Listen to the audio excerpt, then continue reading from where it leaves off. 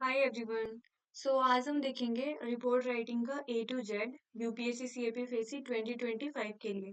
तो अगर आपने मेरी पहले वाली वीडियो नहीं देखी जो मैंने ऐसे राइटिंग पे बनाई थी तो उसे जरूर देखना, वो आपको बहुत हेल्प करेगी। अगर आप फ्रेशर हैं तो भी हेल्प करेगी, अगर आप रिपीटर हैं तो भी हेल्प करेगी।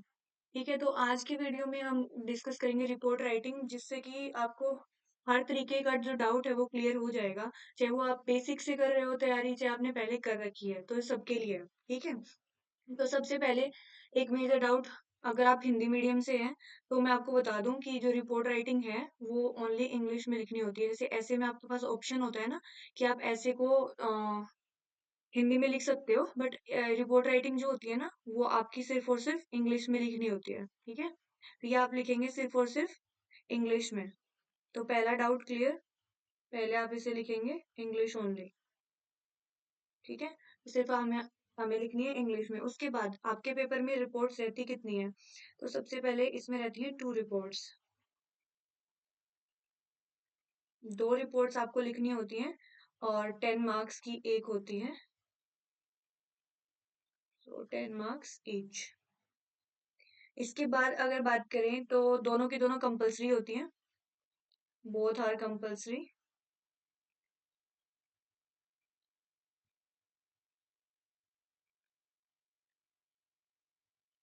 आप सोच रहे होंगे कि मैं इतना बेसिक से आपको क्यों बता रही हूँ हर एक चीज, क्योंकि देखो प्रॉब्लम क्या होती है ना कि जो बच्चे यूपीएससी सीएससी की तैयारी कर रहे होते हैं और किसी भी रीजन से अगर उनका प्री अच्छे से नहीं जाता, तो मैं ये नहीं बोलती कि वो डिजर्विंग नहीं है। तो फॉर एक लाख फैक्टर भी रहता है कि कई बार नहीं हो पाता अच्छे से पेपर, तो वो इसको अपना बैकअप प्लान रखते हैं सीएपीएफ को। और उनकी प्रॉब्लम क्या होती है, उनके पास कंटेंट बहुत होता है बट उनको ये नहीं पता होता कि किस फॉर्मेट में लिखना है, क्योंकि उसका मेंस आंसर राइटिंग और सीएपीएफ का जो पेपर 2 की जो हम राइटिंग करते हैं उसमें डिफरेंस होता है थोड़ा। इसमें आपको ना फॉर्मेट से बहुत स्टिक रहना पड़ता है, तो इसीलिए मैं आपको जीरो से लेके और पूरा कंप्लीट बता रही हूँ। आप पेशेंस रखना, आप एंड तक आपके सारे डाउट्स क्लियर होंगे। तो इसके बाद अगर देखें तो इसको लिखना कितने वर्ड्स में होता है हमने, तो इसको हमने 200 वर्ड्स में लिखना होता है। ठीक है, इसके बाद अगर हम बात करें कि इसमें मैं जैसे कि मैंने आपको बताया कि इसको एटलीस्ट हमने कितने वर्ड्स में लिखना है, 200 वर्ड्स में। 200 वर्ड्स में लिखेंगे। अप्रोक्सीमेटली 1.5 पेज में आपको लिखना ही होता है। 1.5 पेज का मतलब एक साइड से पूरा एक और दूसरी साइड से आधा आप लिख सकते हो। अगर आपको ज्यादा कंटेंट आपके पास तो आप उसे थोड़ा ज्यादा भी लिख सकते हो, बट वो इनफ रहता है क्योंकि इतना टाइम नहीं होता, फिर आपको टाइम मैनेजमेंट की प्रॉब्लम आने लग जाएगी। ये अप्रोप्रिएट होता है इतना लिखना। इसके बाद अगर हम बात करें तो माइंड मैपिंग जब आप करते हो तो आप अपने माइंड में 10 मिनट्स का टाइम दीजिए एक रिपोर्ट को। 10 मिनट्स फॉर ईच रिपोर्ट, कि इतने में तो मैंने लिखनी है। अगर इससे पहले आप लिख लेते हो तो वेल एंड गुड, बट इससे ज्यादा टाइम हमें एक्सीड नहीं करना होता क्योंकि फिर वो आपका पेपर 2 छुड़वा देगा लास्ट में। ठीक है, ये हो गया। इसके अलावा अगर बात करते हैं कि ये तो मैंने बोला मैक्सिमम 200 वर्ड्स हैं, इससे ज्यादा तो आप एक्सीड नहीं करेंगे। और बेसिक जो रेंज रहती है वो रहती है 130 to 200 वर्ड्स, राइट। ठीक है, तो ये रहता है। इसके बाद अगर बात करते हैं हम तो रिपोर्ट जो होती है इसके क्या क्या की फीचर्स होते हैं, क्या क्या हमें रिपोर्ट में लिखना ही होता है, तो वो डिस्कस करेंगे हम। ठीक है, की फीचर्स ऑफ रिपोर्ट। की फीचर्स ऑफ रिपोर्ट। तो इसमें अगर सबसे पहले अगर हम बात करें तो सबसे पहला जो फैक्टर आता है वो आता है प्रेजेंटेशन ऑफ फैक्ट्स। कि अगर आपके पास फैक्ट्स नहीं है तो रिपोर्ट लिखना थोड़ा सा मुश्किल हो जाता है, क्योंकि इसमें सारा फैक्चुअल होता है ना। कि आप कब अगर मान लो कोई इंसिडेंट्स बेस्ड रिपोर्ट है तो उसमें हम लिखेंगे कि कब हुआ था, किस टाइम पे हुआ था, क्या उसके बाद के रेperकशंस रहे, क्या उस पे हमने स्टेप्स उठाए। तो ये सब कुछ अगर आप जब भी लिख पाओगे ना, जब आपको उस स्टोरी के बारे में या उस इंसिडेंट्स के बारे में या फिर किसी भी चीज के बारे में जब आपके पास फैक्ट्स पता होंगे। जैसे इतने परसेंटेज आजकल हमारे जो इंडिया है उसमें कितने ट्रेन एक्सीडेंट्स हो रहे हैं, तो अप्रोक्सीमेटली वो जो परसेंटेज है एक्सीडेंट्स की वो हो गई, तो इसमें आपको फैक्ट्स डालने पड़ेंगे। ठीक है, तो सबसे पहला होता है कि प्रेजेंटेशन ऑफ फैक्ट्स रहेगा इसमें।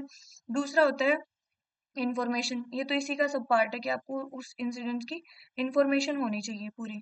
ठीक है, अगर हम थर्ड बात करते हैं तो थर्ड आएगा इसमें डेटा, आपके पास डेटा होना चाहिए। जैसे मैंने अभी बताया एग्जाम्पल के लिए कि ट्रेन एक्सीडेंट्स कितने होते हैं, ट्रेन एक्सीडेंट्स इन इंडिया,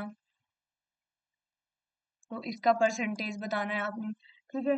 इसके बाद जो लास्ट में जब आप अपनी रिपोर्ट को कंक्लूड करते हो तो उसके अंदर आप कुछ एक्सपर्ट के व्यूज और ओपिनियंस डालते हैं। ठीक है। इसके बाद अगर बात करते हैं तो आप सॉल्यूशंस देते हैं, कुछ सजेशंस। अगर मान लो किस टाइप की रिपोर्ट की बात करें, अगर हम मान लो इन्वायरमेंट बेस्ड है एग्जाम्पल, इन्वायरमेंट बेस्ड कोई अगर रिपोर्ट है तो ठीक है। और लास्ट में जो मेन है इसका, सबसे इस पे स्टार लगा लो चाहे, ये मेन फीचर है इसका। अगर आप ये अगर नहीं डालते हो तो आपकी जो रिपोर्ट है वो इनकम्प्लीट मानी जाती है। सो ये इम्पोर्टेंट पॉइंट है। इसमें क्या लिखेंगे आप? कलेक्शन ऑफ इंफॉर्मेशन, जो आपने कहाँ से ये इंफॉर्मेशन इकट्ठी करी, जो आपने पूरा रिपोर्ट के अंदर कंटेंट दिया है वो आपने लिया कहाँ से है। तो collection of information from reliable sources. ऐसे नहीं कि कुछ भी हिंदू द हिंदू लिख दिया। बहुत सारे बच्चे लिखते हैं, मैं जब कॉपी चेक करती हूँ मैंने देखा भी है कि बहुत सारे बच्चे ना क्या क्या लिख देते हैं, द हिंदू, इंडियन एक्सप्रेस। वो कोई सोर्सेज नहीं होते। जैसे अगर मान लो कोई भी अगर एग्जाम्पल के लिए अगर हम बात कर लेते हैं, हाँ, जैसे कि प्रेस ट्रस्ट ऑफ इंडिया है, राइट। कोई भी अगर मान लो रिपोर्ट आती है, अगर जो बेसिक उसमें जो इलेक्टोरल बॉन्ड्स वाली थी, ये इस तरीके की अगर कोई भी रिपोर्ट आती है जैसे कि, तो प्रेस ट्रस्ट ऑफ इंडिया जो है वो रिलीज करता है। तो अगर आप इसका उसमें लिखते हैं तो आप सोर्सेज में ये लिख सकते हैं, प्रेस ट्रस्ट ऑफ इंडिया, ये एक ऑथेंटिक सोर्स है। तो ये मेरा पर्सनल सजेशन रहेगा आपको कि आप न्यूज़पेपर के जो नेम है वो वगैरह नहीं लिखेंगे, सिर्फ ऑथेंटिक सोर्स लिखेंगे, ऑथेंटिक या रिलायबल, ऑथेंटिक सोर्सेज। ठीक है। इसके बाद अगर बात करते हैं तो रिपोर्ट्स के टाइप देखते हैं कि रिपोर्ट्स कितने टाइप की आती है हमारे पेपर में। तो दो टाइप्स के रिपोर्ट होते हैं हमारे पास, ठीक है। कौन से होंगे? एक होगा हमारा, जैसे मैंने आपको ऊपर एग्जाम्पल के हिसाब से समझाया था, इंसिडेंट बेस्ड। ये पास्ट में लिखी जाती है, ठीक है, सिर्फ पास्ट में लिखेंगे क्योंकि इंसिडेंट तो हो चुका ना, तो वो तो पास्ट की चीज है। उसके बाद एक हम लिखते हैं इश्यू बेस्ड। एक रिपोर्ट होती है हमारी इश्यू बेस्ड। इशू बेस्ड जो होती है वो करंट इश्यूज पे होगी, करंट इश्यूज। ठीक है। सो जैसे इंसिडेंट बेस्ड की अगर बात करें तो इसको समझाने के लिए हम एग्जांपल ले सकते हैं किसका? जैसे कोई भी ऑपरेशन किया जैसे हमने, तो जैसे ऑपरेशन राहत फॉर एग्जांपल, ऑपरेशन राहत। ठीक है। ये हो गया। इसकी अगर बात करते हैं तो इसमें क्या एग्जांपल ले लेंगे हम? जैसे कोई इन्वायरमेंटल पोल्यूशन हो गया हमारा टॉपिक, बेसिक सा टॉपिक है, इन्वायरमेंटल पोल्यूशन हो गया, तो ये हम ले लेते हैं। अब मैं बात करती हूँ कि इसमें जो रिपोर्ट होती है उसके क्या क्या पार्ट्स रहते हैं, इसमें हम क्या क्या पार्ट्स इसमें आपके होते हैं। तो सबसे पहला जो होता है वो होता है, आप लिखें, आप करेंगे इंट्रोड्यूस टॉपिक को। सबसे पहले होता है इंट्रोडक्शन। पहले जो ऑपरेशन राहत है वो क्यों चलाया गया, उसका रीजन क्या है, जो मतलब आप उसको पहले इंट्रोड्यूस कर देंगे कि ऑपरेशन राहत है क्या। तो उसको बेसिकली आप डिफाइन कर देंगे। उसके बाद आप देंगे डिटेल्स। डिटेल्स के लिए रिपोर्ट में होंगी दो body, body one and body to.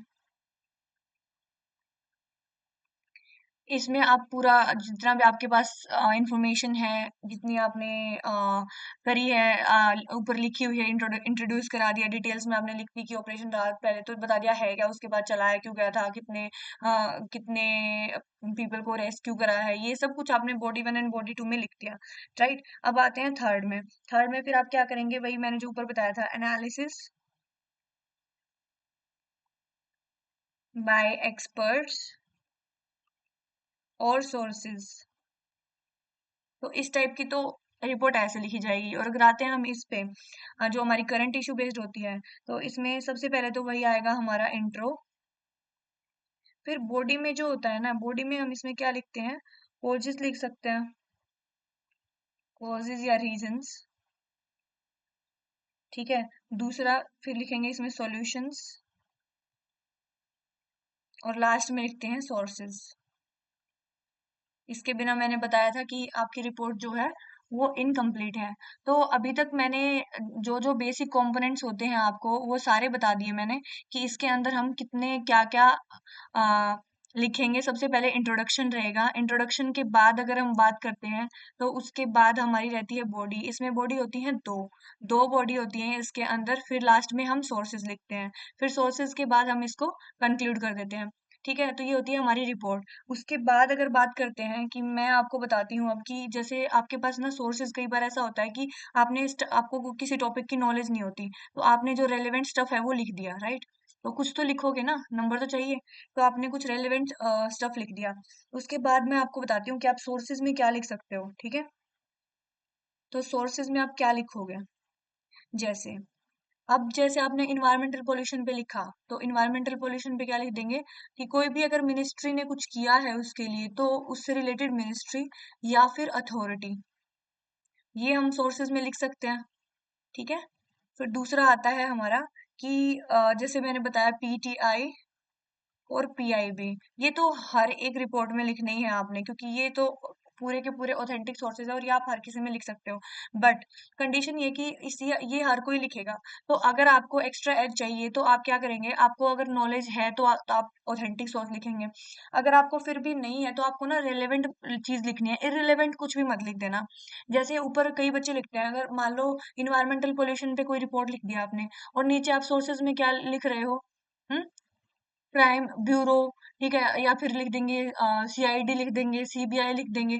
तो उनका ना आपस में कोई लिंक ही नहीं है, बस आप पेज भरने के लिए कुछ भी लिख रहे हो, तो वो आपको ना पूरा भी काट सकता है। क्योंकि अगर एग्जामिनर को पता चला कि ऊपर रिपोर्ट तो आप लिख रहे हो इन्वायरमेंटल पोल्यूशन पे और आप ये बिल्कुल ही इरेलीवेंट चीज लिख रहे हो, तो वो फ्रस्ट्रेट होकर नंबर काट सकता है। तो वो नहीं करना, ठीक है। तो इसमें आपको रेलेवेंट सोर्सेज ही लिखने हैं। तो कोई मिनिस्ट्री हो सकती है, कोई अथॉरिटी हो सकती है, ये पीटीआई पीआईबी हो गए, ठीक है। ये जब के है, जब मरता क्या ना करता, कुछ है ही नहीं, तो फिर बस ये लिख के आओ। और अगर है उससे रिलेटेड मिनिस्ट्री कुछ दिमाग में आ रही है, अथॉरिटी आ रही है, तो आप वो भी लिख सकते हो। विदाउट सोर्सेज मैं आपको पहले भी बता चुकी हूँ, कितना भी अच्छा लिख लेना, आपको पूरे नंबर नहीं मिलेंगे, क्योंकि report is incomplete without sources. ठीक है, उसके बाद बात करते हैं फील्ड एक्सपर्ट्स की। मान लो कोई भी आप किसी फील्ड की बात कर रहे हो, जैसे कि इन्वायरमेंट फील्ड की बात कर रहे हो, आप फील्ड की बात कर रहे हो, तो इससे रिलेटेड कोई भी ऐसा जो कि एक्सपर्ट है इस फील्ड का, ठीक है, फील्ड एक्सपर्ट।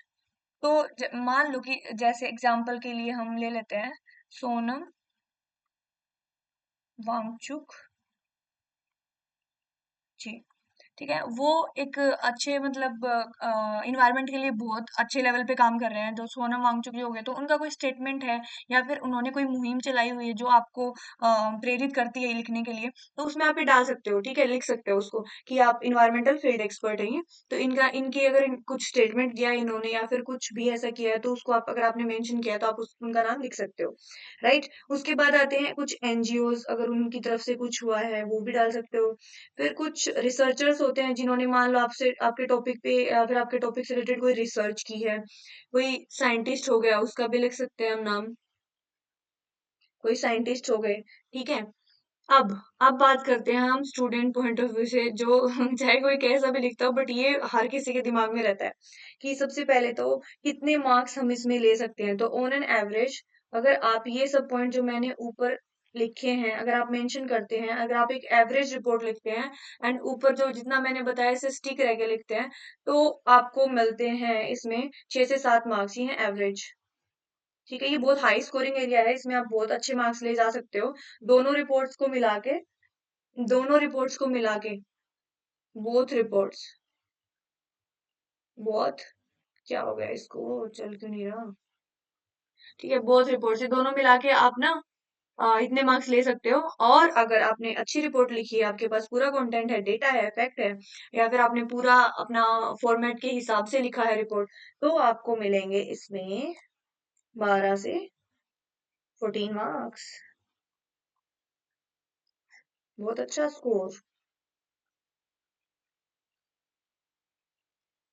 ठीक है, अब देखो, अब आप बोलेंगे मैम ये आपने बताया अच्छा स्कोर, तो आप किस रिपोर्ट को अच्छी रिपोर्ट बोलोगे?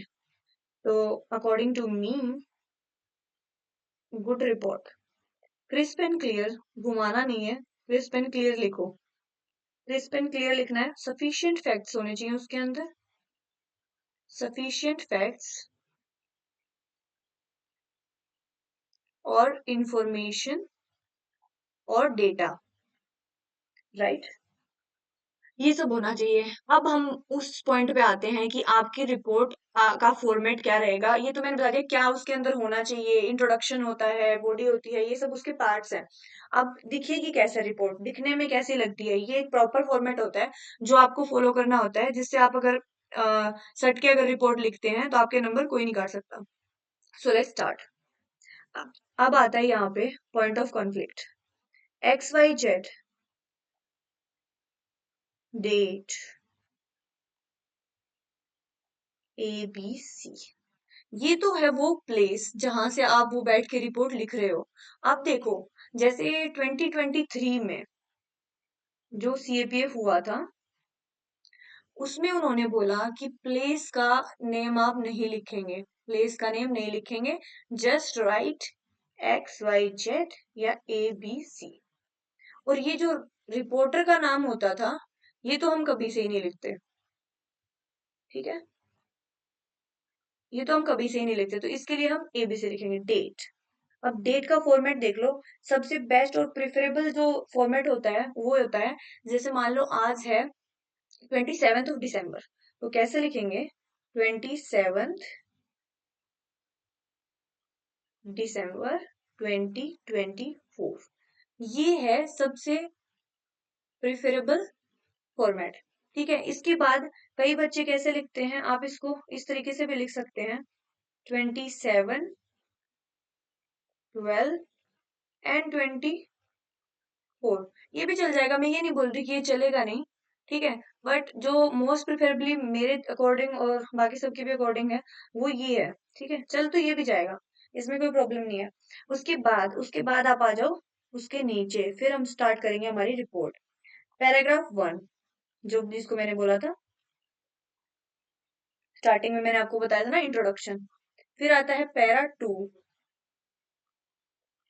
पैरा 3, और एक आता है पैरा 4। 4 पैराग्राफ तो होते ही होता है। अब देखो, जो हमारा पैरा 1 है ना, इसके अंदर अंदर हम लिखेंगे इंट्रोडक्शन। इसके अंदर हम लिखेंगे इंट्रोडक्शन, आप अपने टॉपिक को इंट्रोड्यूस कराओगे, और इंट्रोडक्शन क्रिस्प होना चाहिए, 2 to 4 सेंटेंसेस में कवर आपने कर लेना है, इससे ज्यादा मत लिखना, ठीक है, क्योंकि सारा इंट्रोडक्शन में ही बता दोगे तो रिपोर्ट क्या लिखोगे, ठीक है। तो उसके बाद आते हैं पार्ट 2, सॉरी पैराग्राफ 2। पैराग्राफ 2 में क्या आएगा, बॉडी 1, जो मैंने पहले बताया था आपको, बॉडी 1। इसके अंदर हम लिखेंगे फैक्ट्स, जो इन्फॉर्मेशन हमारे पास है, और अगर कोई मान लो इन्वायरमेंटल पोल्यूशन एग्जांपल दिया था जैसे मैंने, तो उसके अंदर हम लिख सकते हैं कॉजेस। फिर आते हैं पैराग्राफ 3 में। पैराग्राफ 3 में आती है हमारी बॉडी 2। बॉडी 2 में आता है एनालिसिस सिचुएशन का, फिर या फिर हम सॉल्यूशंस देंगे या मेजर्स देंगे, अगर कोई करंट इश्यू पे है, लाइक इन्वायरमेंटल पोल्यूशन, ठीक है, मेजर्स, ठीक है। अब पैराग्राफ 4 में आते हैं, जो है हमारा कंक्लूजन का पैराग्राफ, कंक्लूजन। ये कंक्लूजन का पैराग्राफ, इस पे हम देंगे हमारी कंक्लूडिंग रिमार्क्स, चाहे उनकी वैल्यू हो ना हो, पर हम देंगे कंक्लूडिंग रिमार्क्स देंगे। और last and the most important, my favourite, क्योंकि मैं तो नंबर काटती थी, बहुत नंबर काटे हैं मैंने, अब भी काट देती हूँ अगर कोई नहीं लिखता, सोर्सेस, मोस्ट फेवरेट, ठीक है। लास्ट में आएंगे आपके सोर्सेस, जो मैंने बताया, फिर से लिख देती हूँ, incomplete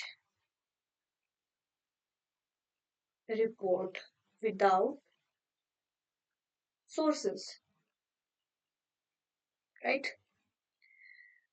so that was all about report writing. इसके अलावा अगर आपका कोई भी डाउट रहता है तो let me know in comment section. ये जो फॉर्मेट है, अगर आप इस फॉर्मेट से अडेयर करके अगर आप अपना वो लिखते हो, रिपोर्ट राइटिंग करते हो, तो आप बहुत अच्छे मार्क्स ले जाओगे आराम से। 12 से 14 मार्क्स, लाइक 12 to 14 मार्क्स आप आराम से ले सकते हैं। So thank you.